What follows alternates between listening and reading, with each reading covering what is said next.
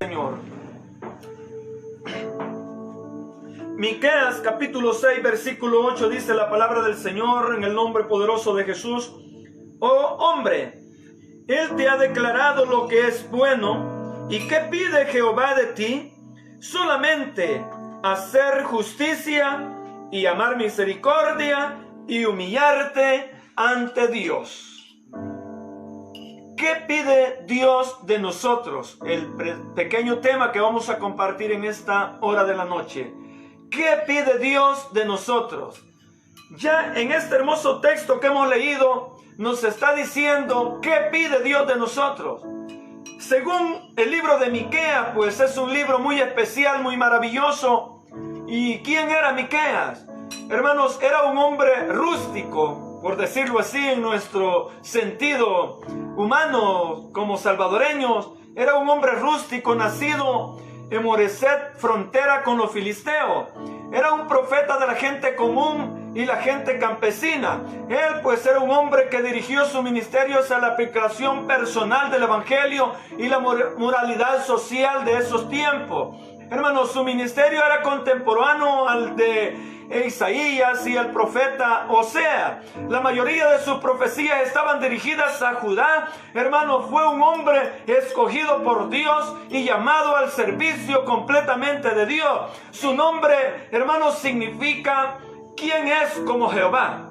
Eso significa Miqueas. Hermanos, ¿quién es como Jehová?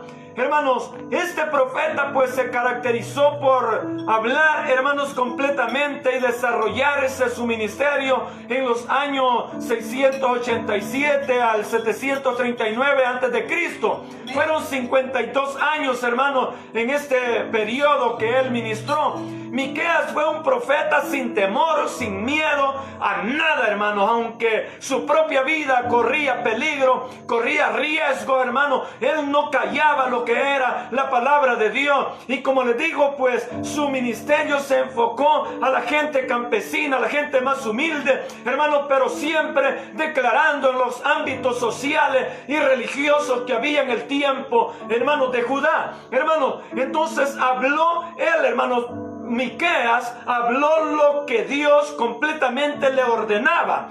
En este capítulo 6, hermanos, que hemos leído, encontramos cómo Dios acusa, hermanos, al pueblo de Israel, pero también vemos la respuesta del pueblo hacia Dios, hermano. Pero Dios, hermanos, llama la atención a todos, hermanos, según el capítulo 6, versículo 1 al 5 de Miqueas.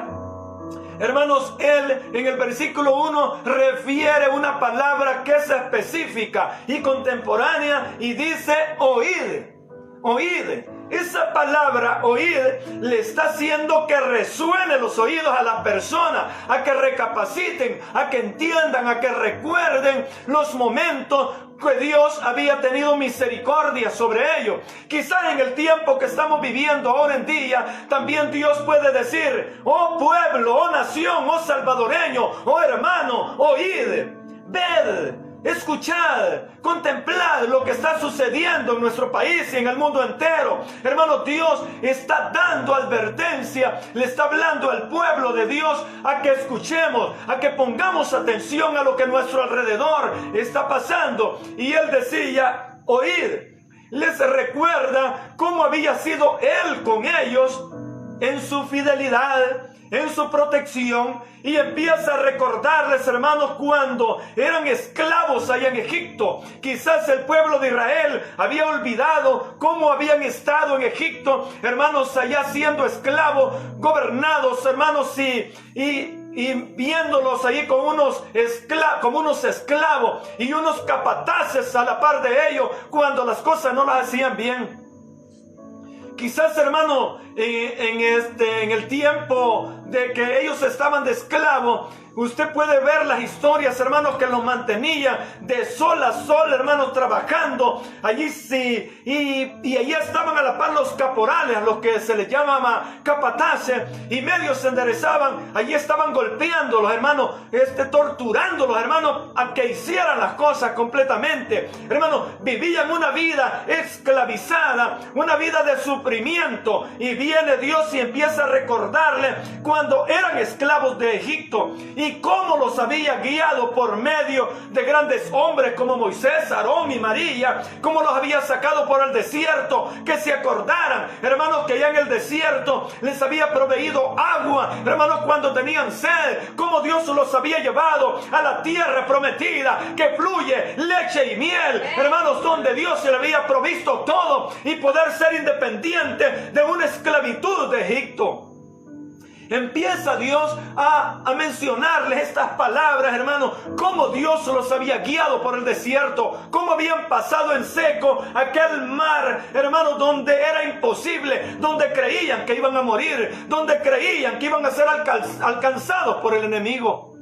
Hermano, de esa manera Dios empieza a hablarle a su pueblo. Y ahora también Dios te está hablando a ti, a mí, hermanos, a pesar de las dificultades que estamos viviendo. Pero Dios tiene misericordia. Dios ha tenido amor contigo. Dios te ha demostrado por el término, por los días, por los años de vida que tú tienes, las bendiciones que Dios te ha dado, como Dios te ha guardado, aún estando esclavizado también en Egipto, en ese mundo donde Satanás te tenía esclavo. Ahí Dios te libró y te sacó en victoria para que tú puedas heredar la vida eterna y estés en el camino de Jesús. Aleluya.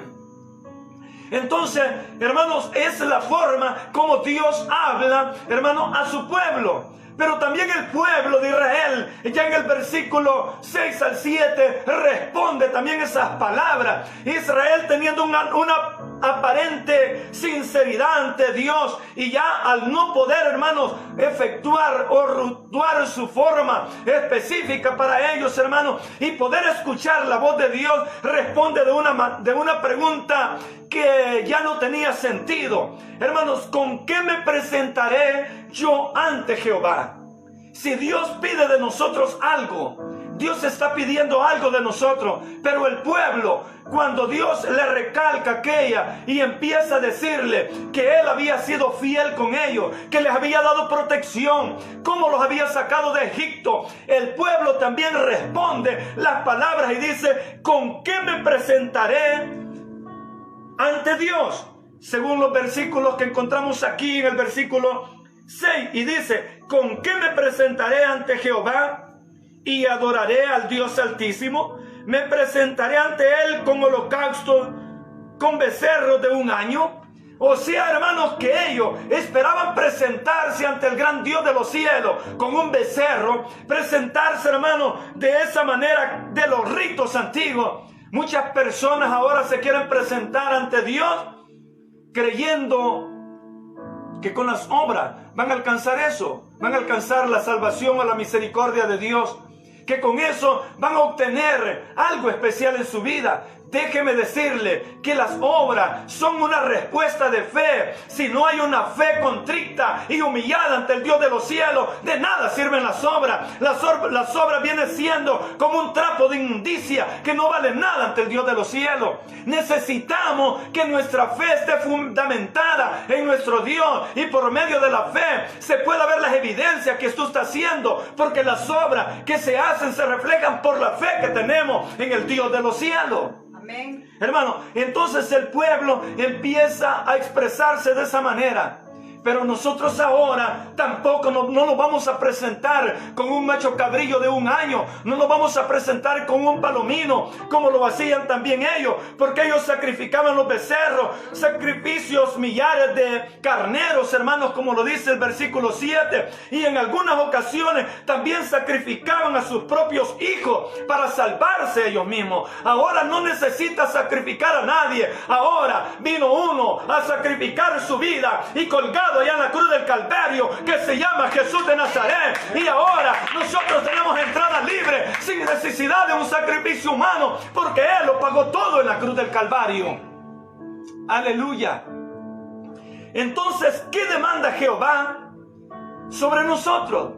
¿Qué demanda Jehová sobre cada uno de nosotros? El versículo 8 nos refleja tres partes importantes, las cuales Dios pide. Entonces Dios no quiere sacrificio. Lo que Dios quiere es que todos los hombres apliquen al Evangelio y a sus vidas en todas las épocas, perpetuas y para siempre. Que siempre le demos la honra y la gloria a Él. Que busquemos el Evangelio de Jesús, no solo para nosotros, sino que se lo hagamos partícipe a aquellos que no han conocido al Dios de los cielos. Hay tres aspectos que nos habla aquí ese versículo, hermanos, que deben estar en nosotros y que muestra que en realidad somos seguidores de Cristo. Cuando usted como seguidor de Cristo y yo también que soy de Cristo, no tenemos que ser solamente un seguidor, como lo hizo Nicodemos allá, seguidor a escondida de Jesús, hermano, pero ocultaba la verdadera realidad que había él, como ese fariseo. Dios quiere que seamos verdaderos seguidores de Jesús. Pero eso lo vamos a demostrar con nuestros hechos, con nuestras actitudes, hermano. El versículo 8 que leíamos pide tres cosas. Y la primera de ellas es hacer justicia. Hacer justicia dirigida a nuestro prójimo. Tener ética sana en todos los aspectos, hermano, y voluntad de Dios que Él expresa sobre nosotros. Ya que eso es lo que se está perdiendo últimamente. Hoy ya no hay justicia. Los hombres dicen que van a hacer justicia y muchos hombres van a la cárcel injustamente. Pero el hombre no hace justicia. Hermanos, siempre trata de hundirlo. Por unos cuantos dólares, hermanos, se venden. Hermanos, si no le importa la vida de su prójimo, no le importa la vida del ser humano. Muchas personas, incluso hasta los políticos, son capaces hasta de matar a sus propios padres con tal de tener un puesto, hermano, en la política, hermano. Esa no es la justicia que el Dios de los cielos quiere. Dios quiere aquella justicia que vaya cargada de amor, de mansedumbre, de bondad, para hacia su prójimo, para su semejante, hermano. Y con esto podemos demostrarle que somos seguidores de Jesús. En cuanto a la relación con Dios, hermano, es una relación de acuerdo a la voluntad de Dios y se expresa en el Antiguo Testamento a través del pacto de Israel con Dios. Seguirle y amarle siempre, hermano, o sea, por su actitud redoblante, hermano, que Dios lo que quiere es amar a nuestro Dios sobre todas las cosas. Cuando amemos a Dios, vamos a ser capaces de hacer justicia a nuestro prójimo también. Entonces, ¿qué es justicia en nuestro tiempo? El Nuevo Testamento es un don de Dios para aquellos que reciben el reino de Dios en sus vidas. Hacer justicia es, como lo dijo allá en el libro de San Mateo, capítulo 5 y versículo 7. Bienaventurados los que tienen hambre y sed de justicia, porque ellos serán saciados. Le demostraremos su amor, su encanto, su misericordia, y seremos bienaventurados cuando le hagamos creer a aquel que anda perdido, que necesita la salvación de su alma, que necesita tener a Jesús en el corazón. Como número 2 que lo expresa el versículo 8 es amar con misericordia, porque aquí dicen las tres cosas: solamente hacer justicia y amar misericordia. En cuanto a los hombres, tener consideración para con los demás. Ese es tener misericordia, amar con misericordia, tener compasión hacia los demás, hermano, consideración, mostrar esa cualidad de bondad, de gracia y hasta amor. En cuanto a Dios, hermano, estar unido en Él siempre y Él a nosotros, hermano. Cuando nosotros amemos a nuestro Dios, somos capaces de amar y hacer misericordia con los demás. Hay personas que no tienen misericordia. Muchas personas han perseverado en el Evangelio, pero por alguna y otra razón, no sé qué problema pudo haber hecho, pero el enemigo pudo haberle ganado ventaja y se retiró de la iglesia. Pero de verdad, hermanos, Dios pide amar con misericordia, que es lo que yo he escuchado muchas veces, que esa persona que se alejó de la iglesia y ya no quiere asistir a un culto y no quiere buscar de Dios, lo que hacen es terminárselo completamente. Este ya está condenado, este ya no tiene salvación, este ya pecó, este ya se acabó, este solo lo que le espera es un hervor de fuego que devorar a los adversarios. ¿Será esa la misericordia que Dios quiere? Si la Biblia dice que juicio sin misericordia se hará con aquel que no tuviere misericordia, porque la misericordia de Dios triunfa sobre el juicio, sobre la maldad, sobre cualquier aspecto de la vida. Dios fue el primer hombre manifestado, Dios manifestado en carne, lleno de misericordia, lleno de amor, y nos puso muchos ejemplos, como la oveja perdida, como el hijo pródigo, como la moneda perdida. Y en el hijo pródigo se demuestra la misericordia de Dios, cuando aquel hombre se presenta ante el Padre y le dice: Padre, he pecado contra el cielo y contra ti, ya no soy digno de ser llamado tu hijo, pero hazme como uno de tus jornaleros. Dios no lo tomó como un jornalero, sino que lo tomó como su hijo, porque Dios es lleno de amor y es lleno de misericordia. Y esa misericordia es la que Dios está pidiendo en este versículo, que nosotros también la obtengamos. Número 3, según el versículo 8, nos está pidiendo humillarte ante Dios. Esto quizás es bien difícil también. Humillarse ante Dios, hermano, en primer lugar, de los hombres hacia Dios, de los hombres hacia Dios, tener una experiencia personal con Dios, tener un espíritu humilde que permita a Dios obrar en nuestras vidas. Eso es lo principal, porque muchas veces hay mucho orgullo, hay mucha vanagloria, hay mucho egoísmo. Hermanos, ¿cómo puede haber humildad en nosotros? Dios pide que haya humildad, que nosotros nos humillemos ante la presencia de Dios. ¿Por qué cree que está este mundo perdido? Porque este pueblo no se humilla, porque este pueblo no busca de Dios. Si bien claro lo dice ya en segundo libro de Crónicas 7:14, si se humillare mi pueblo, sobre el cual mi nombre es invocado, y oraren y buscaren mi rostro, y se convirtieren de sus malos caminos, entonces yo oiré desde los cielos, y perdonaré sus pecados, y sanaré su tierra. Dios está pidiendo una humillación voluntaria de nosotros, no que Él nos humille, ya muchas veces lo he explicado. Porque Dios pide que nosotros lo hagamos, que nos acerquemos a Él con un corazón contrito y humillado, y que podamos tener una relación íntima con Dios, y que Él pueda obrar en nuestra vida, y que podamos decir estas palabras: ya no vivo yo, mas Cristo vive en mí, y lo que yo ahora vivo en la carne, lo vivo para el Señor. Y podamos decirle: Señor, yo soy tu hijo, y tú eres nuestro Padre, y nuestro Padre nos ama. Aleluya. Dios quiere de nosotros esa humillación. Dios quiere que nos acerquemos a Él, que le busquemos con un corazón humilde delante de Él. A Dios no le gusta, hermano, la vanagloria. A Dios no le gusta, hermano, que nos exaltemos. Dios es el que pone en alto. A Dios hay que darle la honra y toda la gloria. Él se la merece. Y Dios se mueve en la humildad. Entonces, hermanos, busquemos de nuestro Dios. El cristiano, completamente, hermanos, va mucho más allá de un credo que los hombres puedan tener. Quizás la religión universal puede tener un credo. Yo no sé cómo le llaman a los credos que les dicen: yo creo en el Padre y no sé cómo. Ahí los católicos saben bien. Los que han sido católicos se pueden bien ese credo. Pero el evangelio es más que un credo. O sea que eso sale sobrando. El evangelio es poder de Dios. Por eso dijo Pablo: porque no me avergüenzo del evangelio, porque es poder de Dios, porque es para salvación, porque traspasa los cielos y la tierra, porque quebranta tu corazón, porque quebranta mi alma y me llena de amor y de felicidad.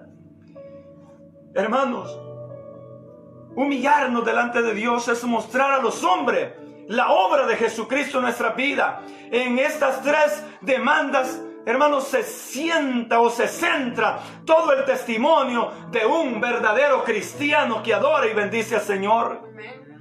Además, hay promesas, hermanos, que Dios da. Hay promesas, hermanos, para cada uno de nosotros.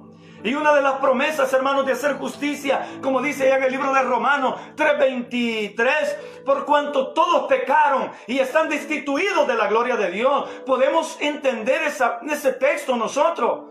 Pero cuando no hay justicia, nosotros somos tajantes, nosotros condenamos, nosotros echamos al infierno a la gente, hermano, y eso Dios no quiere. Dios quiere que entendamos que todos hemos pecado, por cuanto todos pecaron. y están destituidos de la gloria de Dios. Pero por su grande amor y misericordia, Él tuvo amor para nosotros y nos llamó de las tinieblas a su luz admirable. Nosotros, estando muertos en delitos y pecados, Él nos dio vida. Ese es el privilegio más grande. ¿Y por qué no vamos a ser humildes? ¿Por qué no vamos a hacer justicia con aquel que lo necesita? Amén. En este tiempo que estamos viviendo, es necesario decirle a las almas, decirle a los amigos que busquen a Dios. El tiempo es corto. Dios está por venir a levantar su iglesia. Tú necesitas un arrepentimiento, necesitas el perdón de pecado, necesitas que Dios esté en tu corazón, en tu vida. Otra promesa grande que hay, hermanos, amar con misericordia, como lo dice Mateo, capítulo 5, versículo 7. Bienaventurados los misericordiosos, porque ellos alcanzarán misericordia. Entonces, si usted usa de la misericordia, tiene una bienaventuranza. Somos bienaventurados. Busquemos de Dios ser misericordioso con los demás. Y otra promesa que tenemos los cristianos, humillarse ante Él. Y es como lo dice en el libro de Santiago, capítulo 4, y en el versículo 10, humillaos delante del Señor y Él os exaltará en su debido tiempo. Mire, nada, Dios, humillémonos ante Él, pidámosle perdón, dejemos toda vanagloria, dejemos toda vanidad, dejemos todo lo que nos aleja de Dios y empezaremos a sentir su presencia, empezaremos a sentir sus caricias, empezaremos a sentir algo grato en nuestra vida, que aunque el problema sea grande, usted estará fortalecido con Dios. Aunque la dificultad, aunque las muertes estén a nuestro alrededor, nosotros estaremos confiados en Él. Nosotros estaremos seguros que aunque la muerte nos llegara, nosotros tenemos convicción que hemos creído en el Dios de los cielos, porque nada ni nadie nos podrá separar del amor de Cristo Jesús. Ni hambre, ni escasez, ni lo alto, ni lo bajo, ni la muerte. Nada podrá separarnos del amor de Cristo. Esa es la convicción que tenemos que tener. Entonces, ¿qué pide Dios de nosotros? Hacer justicia, amar con misericordia y humillarnos ante Él. Amigo, Dios está pidiendo de ti que tenga misericordia primeramente de ti, que tenga misericordia de tu alma, de tu vida. Acuérdate, Cristo pronto viene. Acuérdate que de la noche a la mañana muchas personas murieron en esta tempestad lluviosa que hubo. ¿Cuántos han muerto por ese COVID-19? ¿Cuántas personas se han ido sin Dios y sin esperanza? Y se han ido equivocadamente, pensando que sus familiares van a ser un novenario, que sus familiares van a ser un cabo de año, 9 días, y que lo van a sacar del purgatorio. Nada de eso. Si en vida no se arrepintieron, hermanos, no hay salvación. Necesitamos en vida hacer un voto con Dios, humillarnos ante Él y apartarnos del pecado. Y así obtendremos la vida eterna. De lo contrario, no te creas que por muy caros en el tiempo después de la Santa Inquisición, todos esos tiempos, hermanos, cuando empezaron ellos a fomentar, hermanos, lo que son las indulgencias, empezaron a poner indulgencias desde $1 hasta quien pudiera. Y según la cantidad de dólares que tú pagaras por una indulgencia, tus pecados eran perdonados. Pero la palabra de Dios no lo dice así. Aquí dice: el que creyere, ese va a ser salvo. El que creyere y fuere bautizado, este será salvo. Si tú no te arrepientes en vida, no tendrás salvación. Necesitamos confesar nuestro pecado.